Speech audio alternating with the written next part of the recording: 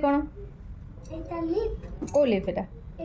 जानू ना एटा हूँ सजना शाग है यहाँ को गोटे बढ़िया जिन बनईदेवी खाइबू कि गोटे बढ़िया से बनईदेवी बढ़िया टेस्टी लगे खाइबू तो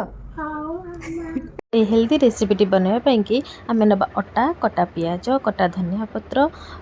लंका गुंड हलदी गुंड गरम मसला आउ अदा रसुण पेस्ट आउ मेन जिनस हूँ सजना शाग। प्रथम गोटे बाउल रे आम सब जिनस नहीं जापर आम अल्प अल्प करके पानी दबा देखो तो मुझे जमी बनई सेमती बनवा तापर गोटे तावा गरम कर अल्प टिके सोरिष तेल दे आम एमती बरा सेप्रे सब गुड़ाक रखीदबा किसी समय पर ताकू आम पलटई दबा देखो 2 मिनिट रेडी होगला आमर सजना शाग बरा आटा एते हेल्दी हाँ से खा पूर्व चैनल को सब्सक्राइब करने को भूलिबेनी।